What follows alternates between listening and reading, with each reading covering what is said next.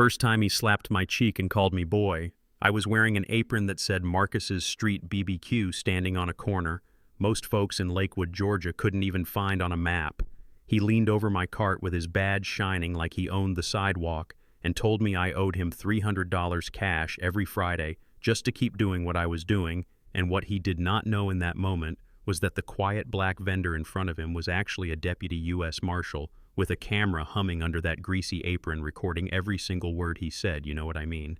It was hot that day, the kind of South Georgia heat that sticks to your lungs, and Sergeant Blake Harlan smelled like cheap cologne and gas station coffee. He crowded my cart thumb, hooked under my permit like he was thinking about ripping it down, and said real calm, like we were talking about the weather. 300 every Friday. Boy, that is the street license. You want to keep this cart here, you pay me. I let my hands shake just enough to sell. The part opened my cash box like it hurt, counted out 15 20s and kept my eyes low while he smirked, slapped my cheek a little too hard, and walked back to his unmarked Crown Vic like he had just picked up dry cleaning instead of stealing from me in broad daylight. Under the apron where he could not see, a red light blinked against my ribs, tiny and steady, and I remember thinking, all right, Blake, that is strike one, keep talking. But my story with him did not start in that moment. It started a few mornings earlier when I wheeled that same cart onto the corner of Pine and 3rd before sunrise, selling the idea that I was just a man starting over, nothing more. It was 6:30 a.m., street still half asleep, buses hissing, birds arguing in the trees, sky that soft gray, right before the heat kicks in for real. I pushed my beat-up silver cart with one squeaky wheel that announced me half a block away, and told anyone listening that this thing had some miles on it, popped the lid on the steamer, checked water and burners lined up, mustard, hot sauce, onions, pickles, all the small details that make a lie look real. According to the paperwork taped to the side of that cart, I was 38, Army vet, newly divorced, moved back home to Lakewood to get my life together with nothing but a grill and a dream. And the wild thing is, most of that was actually true. It is just that nobody knew about the badge in my sock drawer and the task force files on my laptop. On that block with me were the people this story is really about. People who had been there long before I rolled up with my undercover operation. To my left was Rosa Delgado with her little taco cart that looked older than me, 61, Mexican-American hair pulled back in a tight bun, 11 years on that same spot. She walked over that first morning holding 2 paper cups of coffee, stuck one in my hand, and said in this tired, kind voice, "You the new one, huh?" And when I nodded, she gave this tiny smile that never touched her eyes and said, "Be careful around here, Marcus." I played dumb and joked about squirrels and parking tickets, but she did not laugh. Her eyes slid past me to the street where a patrol car was rolling by, slow windows down, officer inside, cruising like he was shopping, and she watched that car until it turned the corner, only then took a sip of her coffee and repeated softer, "Just be careful."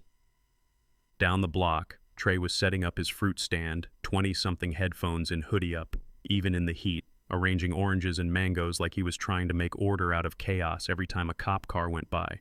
His hand reached for the volume button, and I noticed he never made eye contact with the uniform, not once. Closer to the corner was Mr.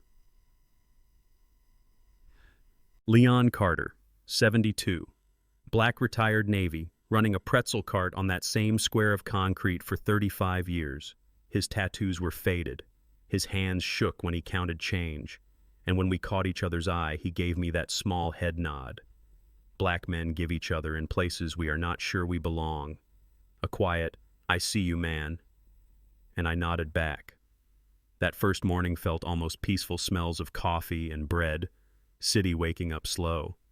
I burned a few sausages, learned a couple regulars' orders, got teased by Rosa for overcooking everything, and for a few hours it was just work, just heat and small talk. Nothing special until the first time I watched that block go silent. It was a little after 2. Lunch crowd gone, I was wiping down my grill when I saw Rosa's face change the way sky changes right before a storm. All the warmth drained out in one breath. Her hands moved faster on those tortillas, but her eyes were fixed on something over my shoulder. Trey suddenly cared a lot about tying his shoe. Leon stared straight ahead like he was watching an invisible screen, and even without turning, I knew a problem had just parked behind me. The door of the Crown Vic opened with that heavy click, footsteps slow and loud on purpose. Then that smell of cheap cologne and coffee hit me before the voice did. Well, you are new," he said, Not a question, just a statement from a man who assumed his version of reality was law. He stepped right up to my cart too close, his badge catching the light as he looked over my permits. I told him I had been there about 2 months, kept my tone respectful, watched his eyes move across my licenses like they were a joke. And then he gave me the speech how this kind of setup was nice, but that the real rules did not live on paper. That down here there was an extra fee, a street license, 300 cash every Friday paid to him to keep health inspections from finding something, to keep parking enforcement from suddenly taking an interest in my exact cart placement to make sure. And this part he leaned in for, questions don't get asked about where a man like you really comes from. I told him I was born in Macon, 3 generations in Georgia, and he just shrugged and said, yeah, they all say that right up until the paperwork gets lost. Then he dangled the word ICE in the air like a knife, and I watched Rosa pretend she could not hear, watched Trey stare at his shoes, harder, watched Leon's jaw clench. Everyone knew this script. I was just new to the cast. So I gave him the show he wanted, opened the cash box, let my fingers shake, counted out the money, handed it over with a quiet, yes, sir, and tried not to flinch when he slapped my cheek like I was a dog who had finally learned a trick. Good boy, maybe you can be trained, he said, then nodded toward the others, told me they had been here long enough to know better than to ask questions, and walked back to his car without looking around to see who heard him, because in his mind it did not matter. Nobody on that sidewalk mattered. The second his car turned the corner, the energy on that block shifted, not back to normal, but into that heavy everyone breathes again kind of way. Nobody said a word, and I just reached under my apron and tapped that tiny recorder, watching the red light blink like a heartbeat, thinking, all right, that is on tape, now keep talking, Blake. A few days later, I watched what happened to the man who had been paying that street license longer than anyone, and that was the day this case stopped feeling like paperwork and started feeling like a scar. It was a Friday heat sitting on Pine and 3rd, like a wet blanket oozing into your bones. Everyone was tense. You could feel it in the way Rosa dropped things, the way Trey kept scanning the street, the way Leon's hands shook even when he was not holding anything, and when Harlan pulled up. This time he did not come alone. Behind his unmarked car rolled 2 patrol cars, doors opening in sync, like some ugly ceremony. Out stepped Officers Nash and Klein, young white belts, heavy eyes bright with that wrong kind of excitement. I braced for them to walk to my cart, but they went straight to Leon, whose pretzel cart had stood like a landmark longer than half the buildings on that block. Afternoon, Mr. Carter. We need to talk about your account, Harlan said loud enough for everybody to hear. Leon tried to explain, voice shaking, that his wife's medication cost more this month, that he had most of it, that he would have the rest. Monday reminded him he had never missed a week in 35 years. But to a man like Harlan, loyalty is just another thing to use against you. He grabbed Leon, shoved him back the cart, rocked pretzels spilled across the sidewalk, and my stomach dropped as I watched 72-year-old Leon fall hard onto the concrete. Before he could even try to sit up, Harlan kicked him full force to the ribs. The sound was this sick, hollow thud that I swear I still hear sometimes when it is too quiet. Leon curled into a ball, arms over his head, that uniform boot coming back for one more shot, and Rosa screamed, begging them to stop clutching her chest while tourists across the street slowed down, saw it, then sped up again like their shoes were on fire, eyes locked on their phones so they could pretend it was not happening. Nash and Klein stood there watching, arms crossed, grinning like they were at some sick show, and me, the guy with the badge nobody could see. I stood there gripping my cart so hard my knuckles went white, every part of me wanting to step in, knowing that if I did, that was it, undercover over evidence, gone, vendors left alone with wolves. And that is a special kind of hell, standing still, while a man old enough to be your father gets stomped in front of you. Eventually Harlan got bored, told Nash to call in a vendor who fell, told Klein to take statements and make sure nobody saw anything, and walked away like he had just done his job. When the ambulance took Leon, the official story said he slipped, moving boxes, broken rib, fractured cheekbone concussion, nothing about the size 12 boot that helped him fall. That night I watched that video again and again on my laptop in my dark kitchen, his body on the ground, Rose's voice, Harlan's face, and I created the folder that would eventually end his career. Dropped every clip in there, backed it up 3 times, stared at the screen until my eyes stung, thinking a smart man would walk away from this. A smart man would ask for a different assignment. A A smart man would not stick around and poke a nest like this, and I realized I must not be that smart because I did not delete a thing. Days turned into a rhythm that felt like living two different lives layered on top of each other. Sunrise to sunset, I was Marcus the vendor, cracking jokes with construction crews, arguing with Rosa about who made better salsa, giving free hot dogs to kids whose parents came up short. And under all that chatter, my phone or body cam recorded every time Harlan showed up, every envelope passed, every threat whispered in Spanish or English, especially the ones where he leaned in and made it clear that immigration status and skin color were weapons in his toolbox, not just accidents.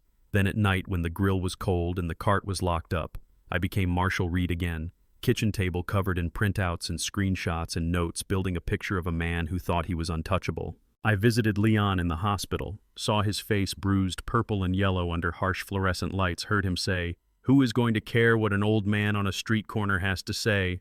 Asked if I could record him anyway, and when he finally nodded, I pointed my phone at him and let him tell the truth. Every painful, embarrassing detail, his voice trembling as he admitted he had been paying for years because he did not know what else to do. Outside that hospital, I saw a gray sedan I had started noticing near my apartment near the block engine off driver pretending to scroll his phone. I memorized the plate and kept walking. Felt that familiar prickle at the back of my neck.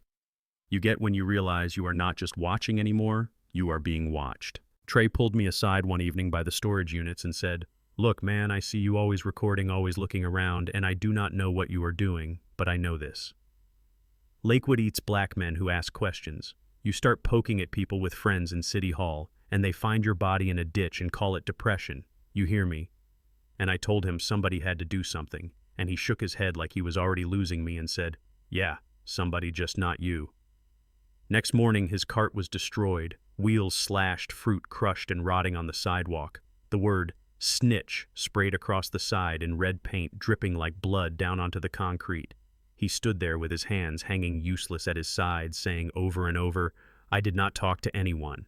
And all I could tell him as we picked up broken crates was, "This is not about what you did, this is about what he is scared of."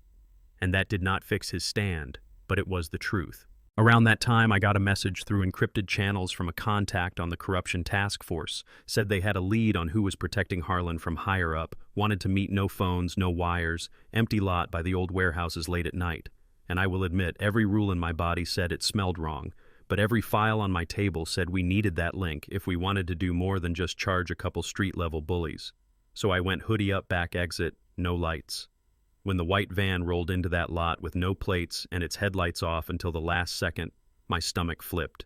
I turned to run, got 3 steps, before Nash hit me like a linebacker, face bouncing off asphalt air, punching out of my lungs, boots slamming into my ribs bag over my head, zip ties cutting into my wrists, their laughter loud inside that small, dark space. They took me to some abandoned warehouse, dragged me into a metal chair, ripped the bag off, and there was Harlan holding my regular phone, the one I used as Marcus the vendor, with my evidence folder open on the screen. He looked almost impressed as he said, "Hot dog guys do not keep files like this. They do not visit hospitals and ask questions. They do not follow patrol cars with cameras. So who sent you, reporter IAFBI?"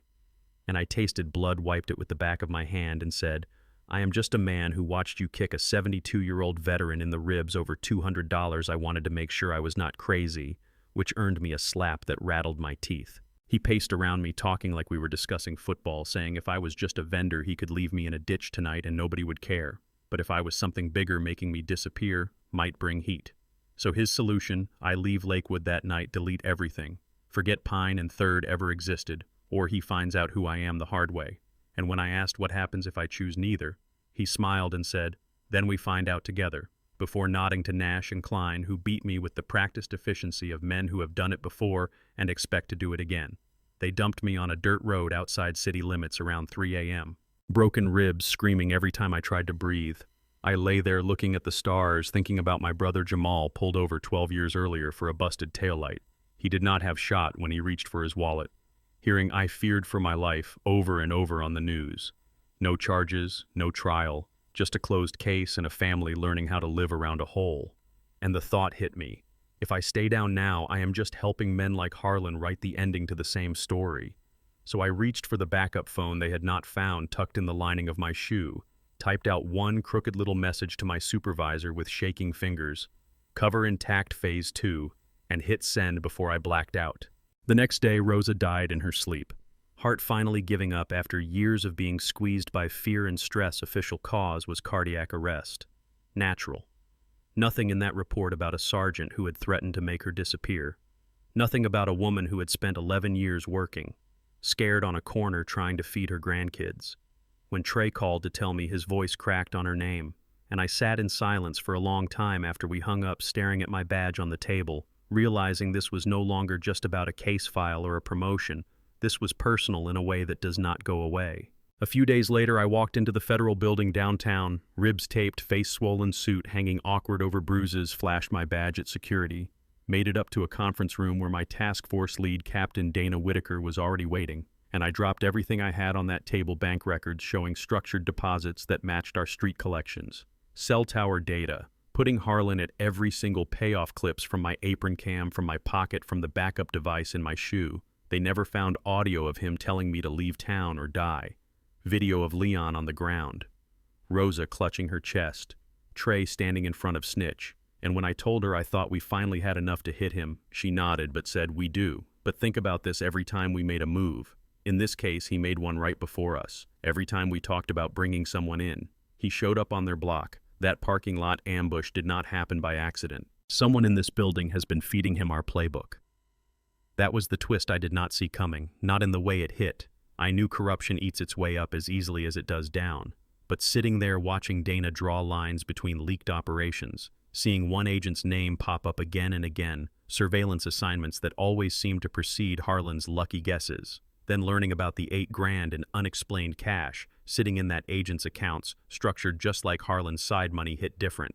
Because it meant while vendors were paying to stay afloat while I took kicks in a warehouse, somebody with the same badge as me was getting paid to keep the whole thing running. Once we knew who the mole was, we used him, fed him bad intel that the task force was shutting down, that resources were getting pulled, that the Heartwood operation was ending, and sat back knowing that by dinner time Harlan would be toasting his good fortune to someone thinking he had outplayed the feds. What he did not know was that I was going back to the corner he told me to flee, and I would not be standing there alone anymore. That Wednesday afternoon, Pine and 3rd looked almost normal if you did not know how to read body language: grill smoke, drifting kids whining for snacks, buses sighing at the light. But the woman eating a taco where Rosa used to stand was an agent. The man reading a newspaper by Trey's new cart had a radio in his ear. The couple taking way too many photos of a very boring wall were our surveillance team. A van sat 2 blocks up with doors closed and engines running, and in the middle of all that I stood behind my cart again, apron on face, still marked but head high, flipping sausages like I had never left. When the vendors saw me, it was like time hiccuped. Trey froze, and empanada lady crossed herself. Leon stared, then nodded once like he knew now what I really was and that he was okay with it. And by the time word ran down to wherever he was hiding, Harlan came roaring back into our lives. He parked in that illegal spot like always, but the way he walked up was different. Slower, more deliberate, like a man who already decided what kind of violence his day was going to contain. He stopped a few feet away from me, looked me over and said, "You should be dead or gone. Why are you here?" And I met his eyes for the first time without lowering mine and said, "Because Rosa cannot be watched," something twitch in his expression when I said her name, and listened as he tried to blame natural causes, like the years of stress and last threats had nothing to do with it. He put his hand on his gun and told me I had 3 seconds to get in a car and disappear, promised that what he did to me in that warehouse would feel like a warm-up if I stayed, and I could feel every vendor on that block holding their breath, waiting to see if this was the part where I broke or bowed. And instead I took a step through the fear, the pain, the memory of boots in my ribs, and said loud enough for everyone to hear, "Sergeant Blake Harlan, you are under arrest for extortion, conspiracy, and assault on a federal officer. You have the right to remain silent." And he laughed, like I had told the best joke he had heard in years, said, "You are a hot dog vendor, you cannot arrest anybody." And that was when I reached under my apron and pulled out my badge, let the afternoon sun catch the gold and watched the color drain from his face, as his brain realized the scared vendor he had been shaking down for 18 months was a U.S. Marshal. His hand closed fully around his gun, but before he could aim, shots rang out from behind me, federal agents dropping him with clean hits to the shoulder and leg. He went down hard on the same concrete he had made Leon kiss his weapon, skidding away, and in a heartbeat there were knees in his back, cuffs on his wrists, Miranda in his ears, vendors leaning around their carts like they could not trust their own eyes. He spat on the pavement and promised we were all dead, said we had no idea who he knew, and I walked up close enough to see sweat on his forehead and said quietly, "Let me tell you who you should have known. Rosa Delgado, 61, 11 years on this corner. 3 kids, 5 grandkids. She gave me coffee the first day I was out here and told me to be careful. You terrorized her until her heart gave out. So, yes, Sergeant, you are going to answer for that. And if you are wondering, yeah, that happened." A week later, a grand jury said there was enough to charge him under the Hobbs Act, plus conspiracy, plus assault on a federal officer. His buddies Nash and Klein were in the stack too, and so was the agent on our side who had been selling us out.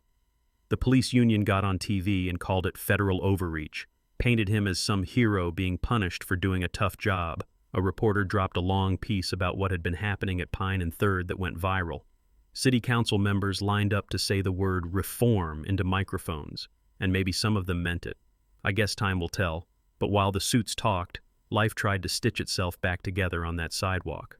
Leon came back to his cart slower, more fragile, but he came. Trey got a new stand paid for by vendors from all over the city who heard what happened and sent what they could. Rose's family held a little service at the spot where her cart used to be. Grandkids setting flowers down on cracked concrete, telling stories about her food and her laugh, and I stood in the back, hands in my pockets, feeling the weight of every choice I had made and everything I had not been able to stop. In my office now, there is a wall with 2 pictures pinned side by side, my brother Jamal on one side, Forever 24, and Rosa on the other, smiling with that paper cup of coffee in her hand. And when people ask if it was worth it, if 18 months of pretending, of beatings, of watching people I cared about get hurt, were worth bringing some cops and 1 dirty agent down, I do not have a simple answer. I know I did everything I was supposed to do. I know the badge on my chest means I am supposed to step into the fire when others cannot. But I also know accountability always comes with a bill, and the people paying it are not always the ones who signed off on the mess in the first place. So I am going to throw this back to you if you are still here listening to my voice. I want to know what you think justice looks like in a story like this. Was seeing Harlan cuffed on that same street enough for you? Or do you feel like the system that let him thrive for years is the real problem? Have you ever watched someone in a uniform abuse that power and felt your whole body freeze because you did not know what to do, or maybe you were the one who stepped in and paid a price for it? Tell me in the comments, argue about it, share a story from your city, your block, your family. Because the more we pull these things out into the open, the harder it is for people like him to keep operating in the dark. And if you want more stories like this, real ones, messy ones, victories that do not fix everything but matter anyway, hit like, hit subscribe, and share this with somebody who still thinks stuff like this only happens in movies, because I am here to tell you, sometimes the man behind the food cart is not just selling lunch, he is taking notes.